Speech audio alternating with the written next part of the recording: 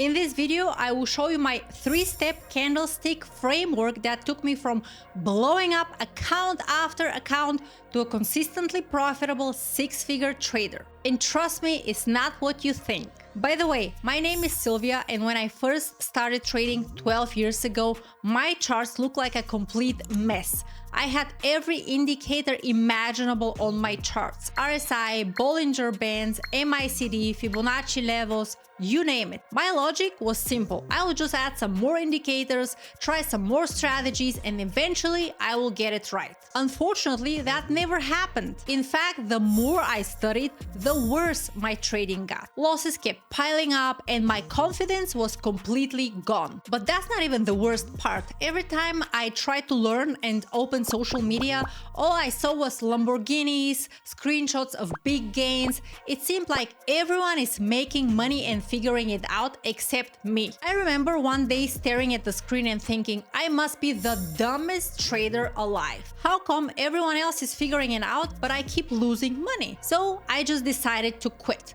I thought to myself, maybe that's not for me, maybe I'm just not cut out for this, and I only had $1,000. I had enough. I did not want to give that back to the stock market. And so I quit, and that would have been the end of my trading career.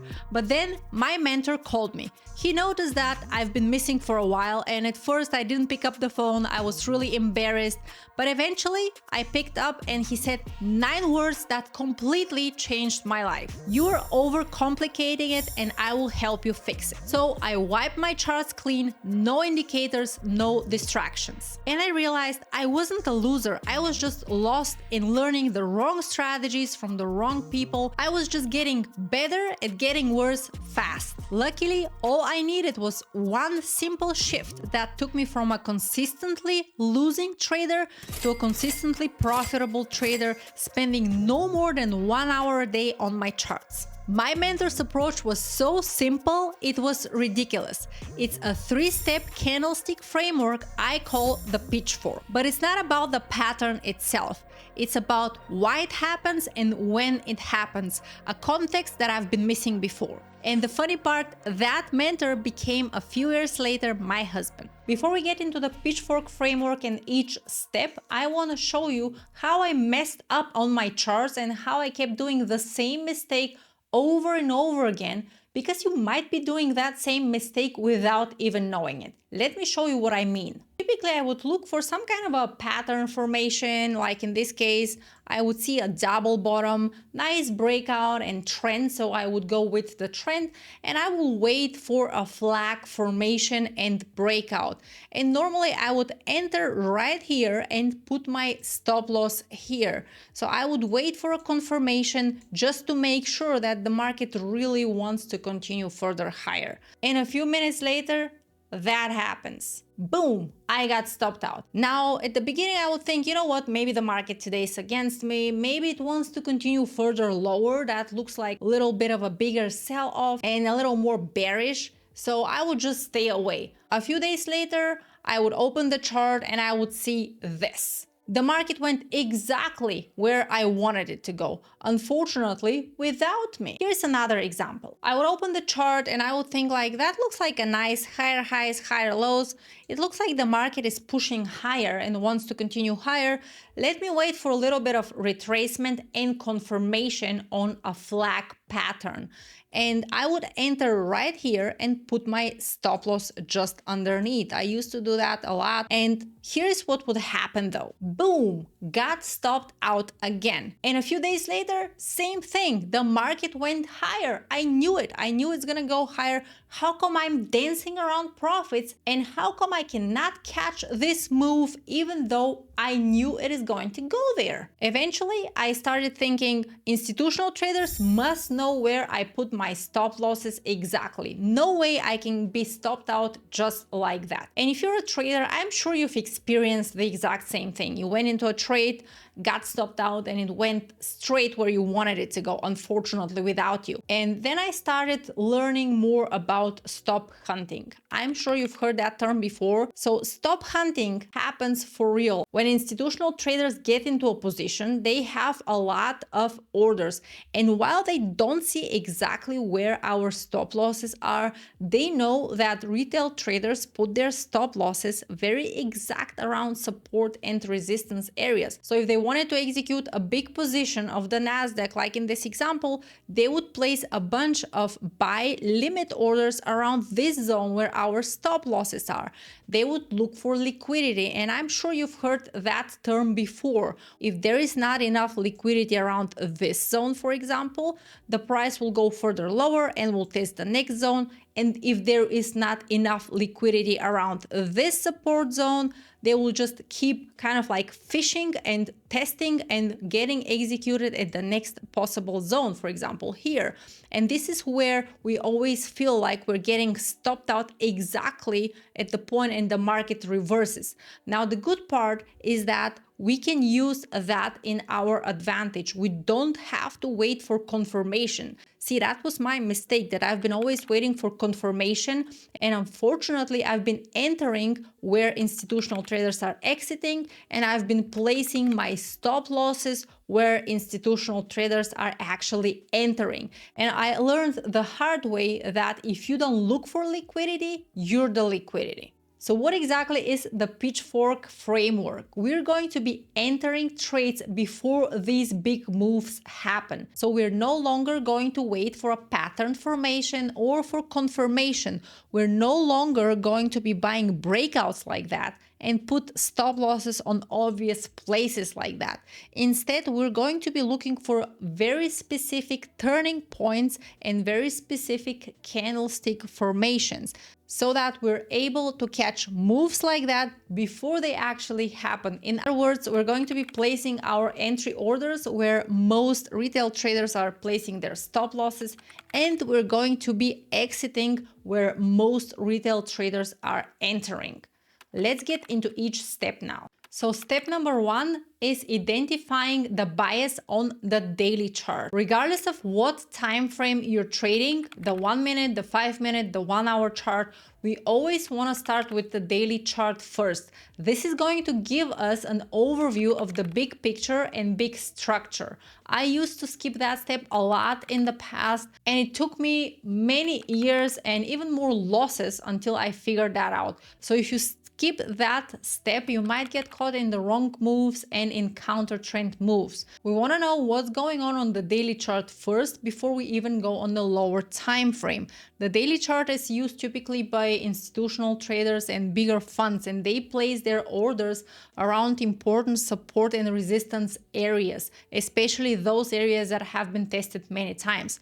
Take a look at this example. You see that low of this candlestick? The price went slightly below, stopped everyone out, and reversed immediately to the upside over the next few days. So you want to mark these lows on the chart, and this way you will be prepared before the move happens. We want to know where is the liquidity, and we want to know where potential reversals can happen. But most importantly, we want to know the direction we want to trade in. If this instrument is in an uptrend, like in this example, it has higher highs and higher lows, I want to be trading on the long side because I want to go with the flow and with the trend. I don't want to be entering counter trend trades here. This is going to make your life much easier, and you will no longer feel that you're fighting with the market or going against the overall trend. Now that we know what's going on the big picture, what's the current trend,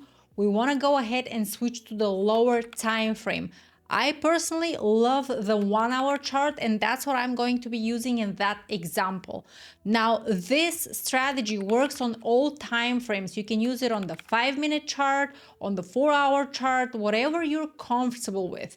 It also works with any other asset. By the way, I love this for gold. It has a very beautiful chart, and it will work very nicely on gold or any other asset as well. So step number 2 is identifying the sucker move. Why is it called the sucker move? Because it sucks people in, it stops them out, and this is where we want to enter. So because we're here in an uptrend, we're going to be looking for longs, but we don't want to buy the breakout. We want to be looking for 3 to 5 red candles in a row, and in a perfect world, this should happen around support and actually break support. So here is a typical sucker move, so that when you see that next time, you know what exactly that is. This right here was a support zone. It stopped everyone out and turned around and reversed. This here is another sucker move. This was a short-term support zone, as we can see. The market slightly went below that, reversed and broke out. If I zoom out, we see another one. This was a previous support zone, slightly went below, stopped everyone out just to turn around and make this a big move. Okay, so step number 3 is identifying that candlestick pattern I call the pitchfork. So let's summarize first. We have our daily chart and we have our bias. In our example, we're in an uptrend and we're looking for long positions only. Then we went on the lower time frame. In my case, this is the 1 hour chart. You can use the 5-minute chart or any other time frame you prefer. Once we did that, we drew the support zones on that lower time frame. So in this case, I have one support zone right here and another support zone because this is a previous low right here, and I have one more here. This is going to give us the areas we're looking to enter. Once we have that and we have our sucker move, which is 3 to 5 red candlesticks in a row, we're looking for confirmation that there are more buyers stepping in. So in this case, that would look something like that. We have our 3 to 5 red candles, and then I want to see one John Wick candlestick, one green candlestick closing green, and all these wicks here mean that there are more buyers stepping in because the price was at some point at the low of the week, and obviously there were enough buyers to push the price up higher and close it green. So this is my sign that there is a bigger fund or institutional trader, a big buyer trying to build a position around this zone. That's why I love these John Wick's candles. Once we have that, we're placing our entry just above that green candlestick. So the entry is here and the stop loss must be placed below. Now, I'm not waiting for that green candle here to close. I just want to see that the price goes above the John Wick candlestick, and this is my entry. In other words, if you look at this is your lead candle, this is your confirmation candle, and this right here, the third one is your execution candle. This is why I like calling it a pitchfork, because it does look like a pitchfork. Now, this is how this could exactly look like here on the chart. And for better understanding, I'm gonna hit the replay button, place a position, and show you also how to manage that trade. As we can see here, we have one first green candlestick. And just pay attention how this previous support zone was broken, everyone was stopped out, and the next support zone was broken as well, and more stop losses got fished. Now, I also want to mention that there is a difference between stop hunting and stop fishing, and between institutional traders trying to get rid of their position and sell everything. So if they're stop hunting, sometimes you're going to see an unclean price action and the price going lower to the next support zone. So if there is not enough liquidity here, not enough stops and sell orders so that they can execute their whole position that they have, they're going to push the price lower and see what's going on the next zone until there is enough liquidity and enough sell orders so they can fill their long position. But in this case, we already have a sign that there are more buyers stepping in, and as we can see here, there are a few wicks. These wicks are giving us the clue that someone is trying to buy around these support zones. And so what does a wick actually mean? This means the price was at some point at the lows, but there were enough buyers stepping in and pushing the price higher so that it reversed and closed as a reversal candle or hammer candle, whatever you want to call it.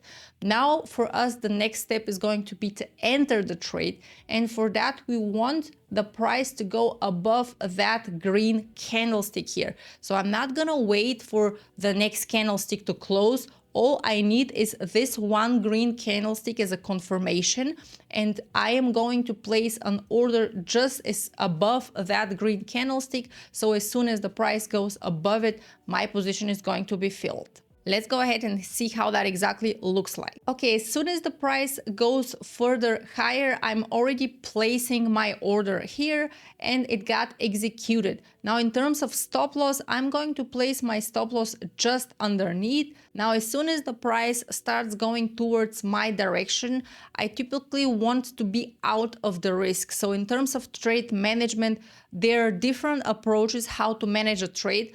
I personally like to move the stop loss above break even, slightly above break even. This way I do not have to worry about this position and I can go on with my day, so I don't have to sit in front of the computer. And because this is the 1 hour time frame, I can come back in a few hours and check on the position and adjust the stop if necessary. Now, if you're trading the 5-minute chart, you can still adjust the stop, but of course you're gonna be looking at the screen what's going on throughout the day, because in this case you're day trading. Now, in terms of take profit, there are a few options how to do that. So one option is put the take profit just above this high here, because this is the resistance zone and you want to exit your position around that resistance zone, because most likely there is going to be some kind of a resistance, more sellers stepping in and pushing the price lower. So you can also trail your stop. So as soon as the price starts going further higher, you can observe the price action and slowly move your stop either underneath each candlestick if you're on a higher time frame, or underneath each low. So for example, I can put my stop loss right here under this low and just let it go. Now, because I trade the 1 hour chart, personally, I don't really move my stop loss so much, because I like giving that trade a little more room to develop, to work, and I want to catch a little bigger swing. But this is totally up to you and depends on the overall market cycle and on your style. Now that the price continued further higher, I can move my stop loss here. And by the way, the higher the time frame, the more accurate the setups. If you're trading a lower time frame, you have to be a little more fast and you have to prepare to get, of course, stopped out a little more frequently compared to if you're trading the 1 hour or the 4 hour chart. And as we can see, I got executed here for a profit. So this is exactly how I use this pitchfork strategy on the 1 hour chart. You can use it on any time frame. I hope that made sense for you, and I hope you know how to look for liquidity zones and potential stop hunting zones, and how to enter early on before this whole pattern actually develops. So thank you so much for watching. I'm looking forward to see you back here on our channel again. Bye for now.